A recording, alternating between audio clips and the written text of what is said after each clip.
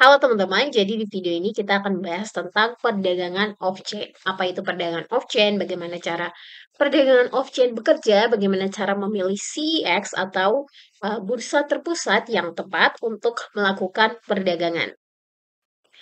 Jadi, dalam dunia kripto itu, saat kamu ingin membeli sebuah aset digital, kamu bisa menggunakan CEX dan DEX. Apa itu CEX? CEX itu adalah Centralized Exchange atau yang biasa kita kenal juga di dalam perdagangan off-chain. Jadi, di dalam perdagangan off-chain ini, melakukan transaksinya melalui bursa terpusat. Misalnya ada Binance, Bybit, Kraken, dan masih banyak lagi. Kalau di Indonesia seperti yang kita ketahui, Indodax, kemudian toko kripto, ada Pintu, dan masih banyak lagi. Nah, sebelum kita mulai, teman-teman harus paham terlebih dahulu apa itu perdagangan off-chain. Jadi, perdagangan off-chain itu adalah perdagangan atau transaksi jual beli yang dilakukan di luar jaringan blockchain atau secara off-chain. Dengan perantaranya adalah bursa terpusat ini. Jadi teman-teman itu tidak melakukan transaksi langsung di dalam blockchain, tapi teman-teman melalui perantara yaitu CX, misalnya Binance atau Bybit, atau di Indonesia ada toko kripto dan Pintu. Teman-teman bisa menggunakan membeli aset melalui CX tersebut. Oke, sebenarnya dalam bursa terpusat kripto itu, misalnya saat teman-teman mau memilih, teman-teman ada beberapa syarat yang bisa diperhatikan. Pertama, teman-teman harus harus melihat apakah bursa tersebut diatur oleh lembaga pemerintah atau otoritas keuangan atau tidak, sehingga mereka itu, taat akan hukum dan aman secara hukum ya. Kemudian yang kedua, teman-teman harus melihat apakah CEX tersebut atau bursa terpusat kripto tersebut mempunyai lisensi resmi dan ada perlindungan bagi dana pelanggan. Dan yang ketiga, gimana sih caranya mereka memenuhi persyaratan likuiditas atau cadangan. Jadi, di mana mereka tuh mempunyai uang yang cukup atau aset kripto yang cukup untuk menutupi dana pelanggan. Kemudian syarat yang keempat, teman-teman harus perhatikan di mana CEX yang teman-teman pilih itu harus punya dana pelanggan, di mana dana pelanggan ini tidak mengganggu likuiditas dari bursa tersebut. Nah, jadi dalam keempat syarat yang sudah aku sebutkan tadi, kita bisa lihat di sini ada top cryptocurrency spot exchange, di mana teman-teman bisa mengaksesnya di coinmarketcap.com. Nah, kita bisa langsung lihat ada Binance, kemudian Coinbase Exchange, kemudian ada Kraken, kemudian ada Binance, Coinbase, mereka itu exchange-exchange yang sudah memenuhi 4 kriteria atau 4 syarat yang sudah aku sebutkan tadi. Misalnya kalau di Indonesia kita juga punya toko kripto, kita punya Pintu, dan yang sudah aku sebutkan sebelumnya. Kemudian kita juga bisa lihat beberapa bursa kripto yang menyediakan pasar spot atau pasar derivatif, misalnya perpetual futures dan margin dalam trading. Nah, kalau misalnya teman-teman yang belum paham, aku bisa jelaskan sedikit. Kalau pasar spot itu misalnya kamu bisa jual dan beli langsung aset kripto tersebut. Kemudian terkait dengan perpetual futures itu adalah futures tanpa tanggal kadaluarsa. Jadi kalian trading futures ya, bukan trading spot. Kemudian ada margin trading di mana kalian bisa trading dengan meminjam modal.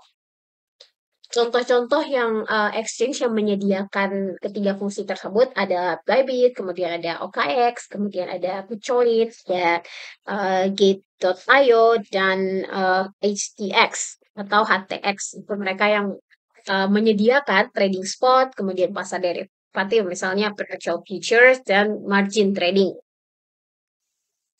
Nah, exchange yang sudah aku sebutkan tadi, setiap bursa itu memiliki tingkat resiko yang beragam.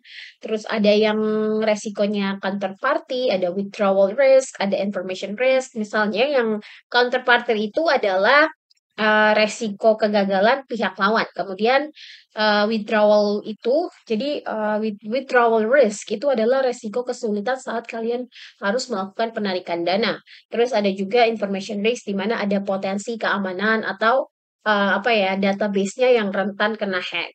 Dan semua apa ya, semua exchange yang sudah aku sebutkan itu mereka memiliki rekam jejak yang berbeda-beda. Jadi kita harus sangat ekstra hati-hati dalam memilih centralized exchange atau bursa terpusat di kripto.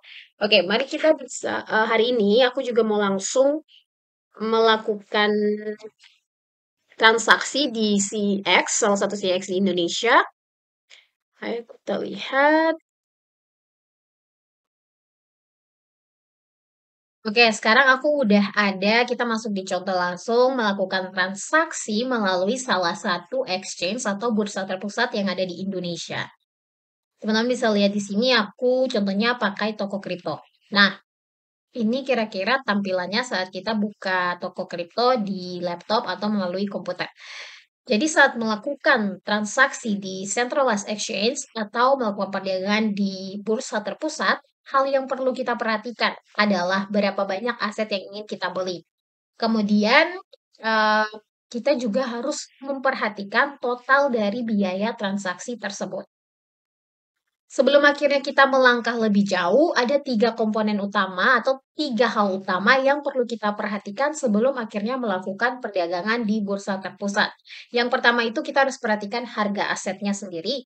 Kemudian yang kedua kita harus memperhatikan jumlah aset yang dibeli seperti yang tadi sudah aku sebutkan. Dan yang ketiga, ini yang paling penting adalah jumlah slippage atau perbedaan antara harga yang diterapkan dengan harga yang diperoleh. Nah, slippage ini tuh bisa terjadi karena faktor likuiditas. Misalnya, jumlah aset yang tersedia untuk dibeli atau untuk dijual itu tidak cukup besar atau tidak cepat untuk memenuhi pesanan kita atau order aset digital yang mau kita order. Nah, saat kita mau beli sesuatu aset, tapi hanya ada sedikit yang jual, maka harga bisa berubah sebelum transaksi selesai. Let's say misalnya kita mau cari apa ya di pasar, kita mau cari oh ya, aku kemarin lagi cari hard disk. Nah, contohnya kita cari hard disk, ternyata di toko ini hard disk yang tersedia cuman 2.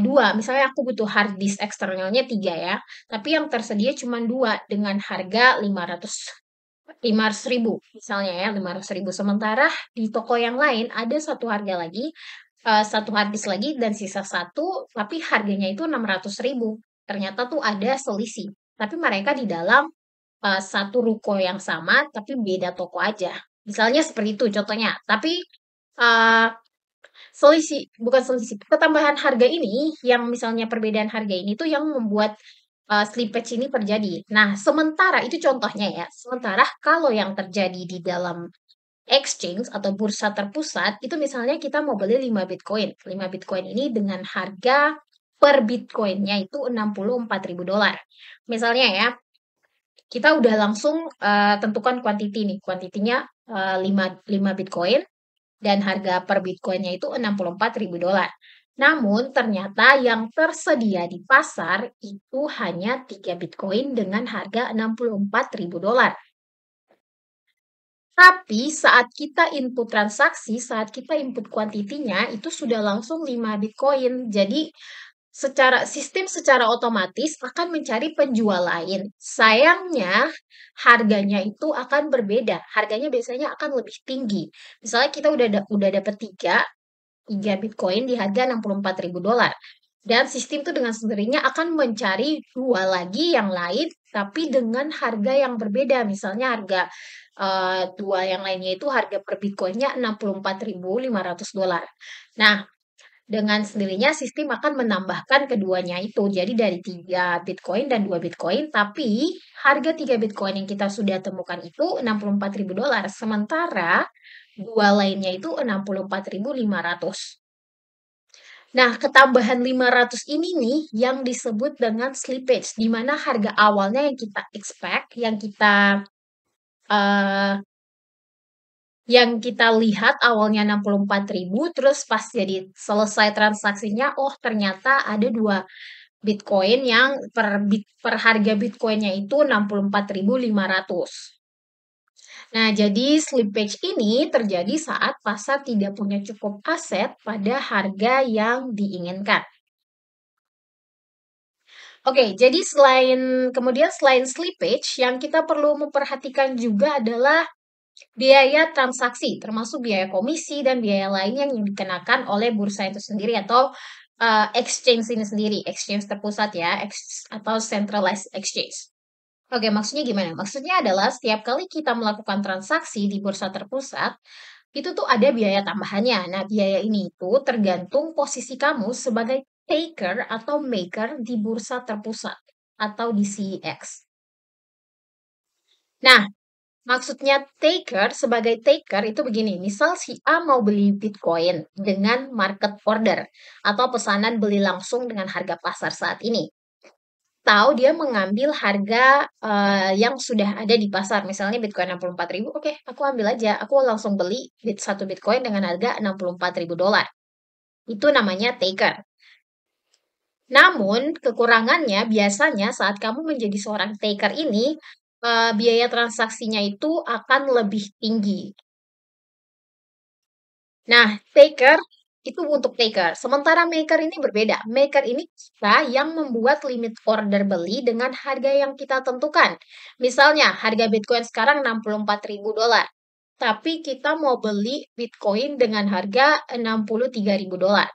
Nah, otomatis pesanan kita tuh tidak langsung akan diproses oleh sistem, melainkan sistem akan menunggu sampai akan ada penjual yang menjual Bitcoin dengan harga $63.000. Nah, kelebihan untuk menjadi seorang maker inilah adalah kita bisa mendapatkan biaya transaksi yang lebih rendah jika dibandingkan dengan sebagai taker. Oke, teman-teman, sekarang kita akan mencoba melakukan transaksi secara off-chain atau perdagangan off-chain dengan menggunakan bursa terpusat atau Centralized Exchange. Itu singkatnya CEX. Di sini bursa terpusat yang aku gunakan dari Indonesia adalah Toko Kripto. Sebelum kita akhirnya mengeksekusi perdagangan atau membeli sesuatu, kita harus menentukan terlebih dahulu aset apa yang ingin kita beli. Dalam di sini kalau aku kasih contoh, aku mau beli Ethereum dengan menggunakan USDT. Nah, Ethereum dengan menggunakan USDT ini disebut dengan pasangan perdagangan.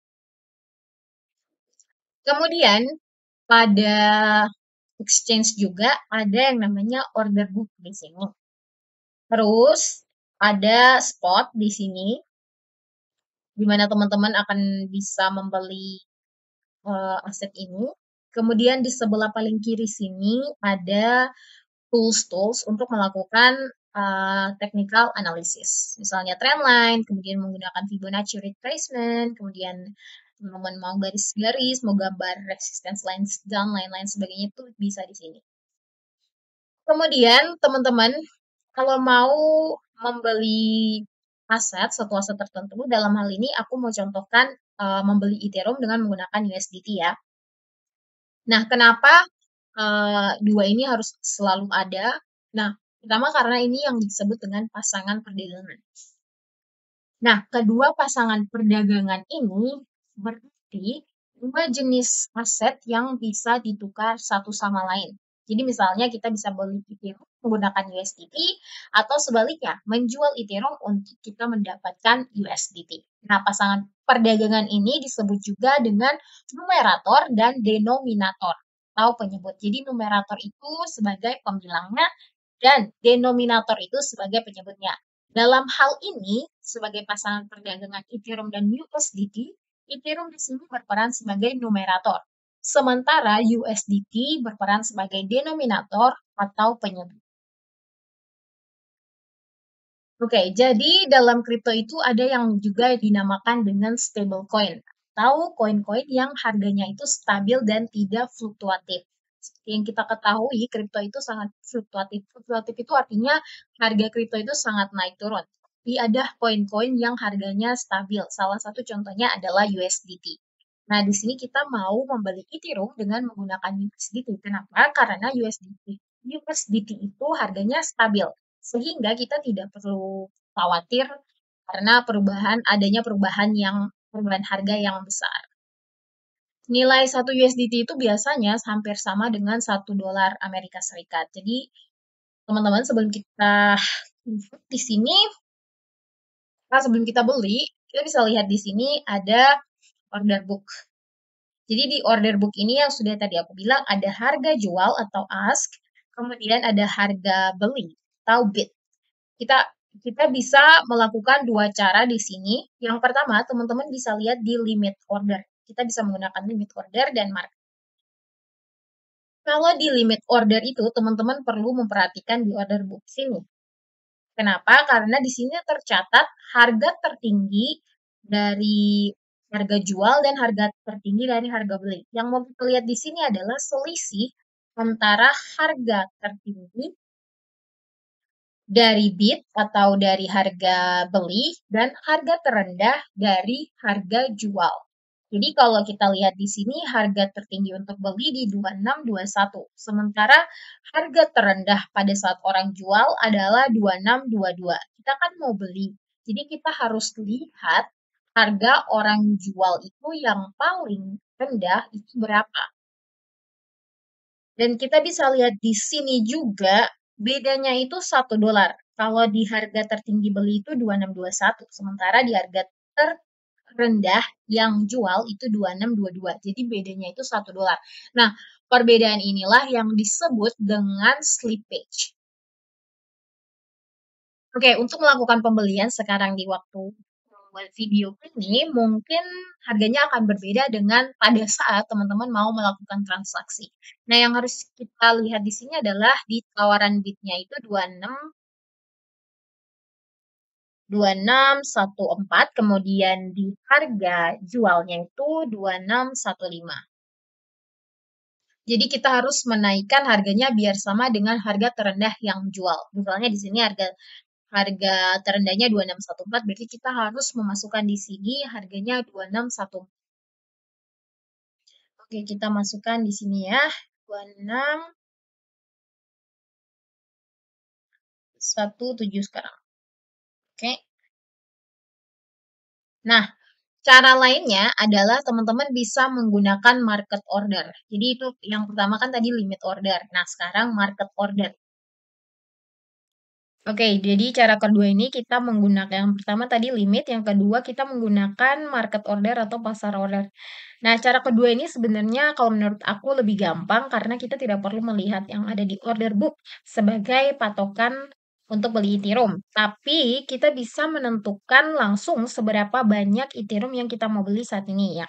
Artinya saat sekarang ya, saat aku mau melakukan pembelian Ethereum melalui USDT. Dan nantinya sistem dari exchange ini atau toko kripto sendiri yang akan memilih harga terbaik yang tersedia di pasar saat ini juga.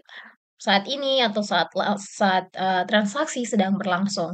Nah, perlu diingat ya teman-teman, pada saat menggunakan market order itu semua centralized exchange itu kurang lebih sama ya, baik itu di toko kripto, di Pintu, di Indodax, Binance, kemudian di mana lagi. Pokoknya semua exchange itu, centralized exchange itu memiliki market order yang kurang lebih sama.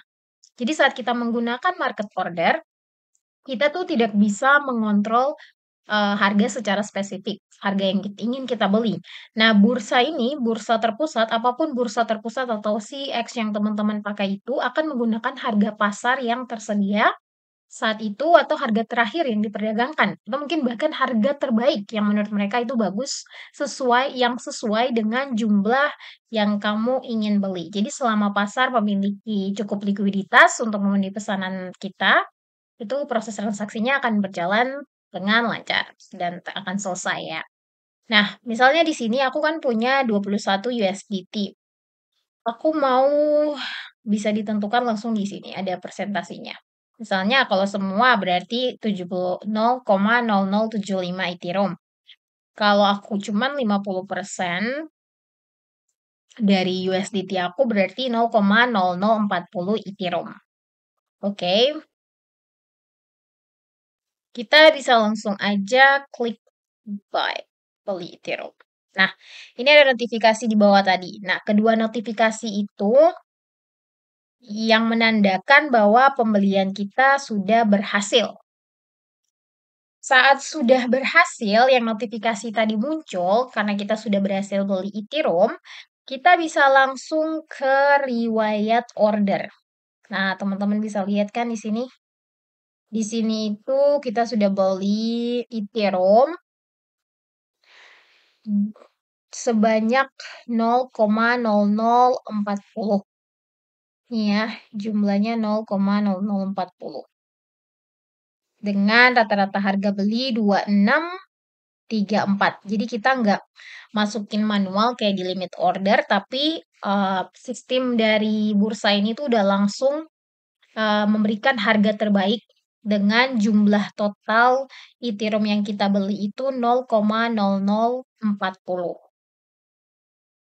Oke, kalau tadi kita sudah melakukan pembelian, sekarang kita mau menjual, Ethereum kita untuk mendapatkan kembali USDT. Teman-teman bisa langsung aja misalnya di sini aku pakai yang pasar atau market order, kemudian secara, aku menggeser ini persentasinya, aku mau menjual 50% dari Ethereum-ku misalnya. Jadi 50% dari 0,0020 untuk mendapatkan USDT. Terus aku tinggal klik di jual Ethereum. Tapi sebelumnya kita harus paham dulu, perbedaan antara jenis-jenis order ini, teman-teman. Misalnya di sini ada limit order, pasar order, kemudian kita harus juga paham, menggunakan stop limit, kemudian kita harus paham menggunakan stop loss dan trailing stop loss. Sebenarnya ada banyak sih, jenis pesanan kondisional yang perlu kita pertimbangkan, tapi hal yang paling penting untuk kita pahami itu adalah limit order dan pasar order ini sendiri. Pasar order atau market order ya. Oke, jadi pertama mari kita bahas untuk bagian pasar order dulu ya, atau market order. Jadi kalau market order itu kayak kita bikin pesanan yang langsung di mana kita tuh beli dan atau jual aset kripto dengan harga yang terbaik saat itu juga. Jadi harganya bisa naik atau turun tergantung dengan posisi yang mau kita ambil. Jadi kita selalu membeli dengan harapan ini akan naik, harga aset ini akan naik. Jadi kita beli aset Ethereum ini sesuai dengan harga-harga yang orang tawarkan di bagian sisi merah atau ask. Misalnya contoh ordernya tuh, kita langsung aja di sini. Jadi kita enggak yang kayak limit, nanti kita bahas limit setelah ini. Itu untuk, eee, market order atau pasar order. Sebenarnya di market order, baik di bagian beli maupun menjual aset tertentu itu sama saja, apa ya, penggunaannya itu sama untuk pasar order. Sementara untuk limit order, kita tuh bisa menentukan harga spesifik di mana kita ingin membeli aset-aset tertentu. Misalnya di sini kita ingin membeli Ethereum dengan harga pasar kita ganti dulu ke limit. Jangan lupa ya teman-teman, jadi di sini tuh di tampilan exchange-nya sebelah kanan biasanya tuh ada yang limit, pasar, stop limit. Nah, teman-teman bisa ganti-ganti di situ ya. Kemudian kita bisa langsung setting up harganya. Misalnya di sini teman-teman bisa lihat di bagian ask atau harga jual, kemudian di sini bid atau harga beli.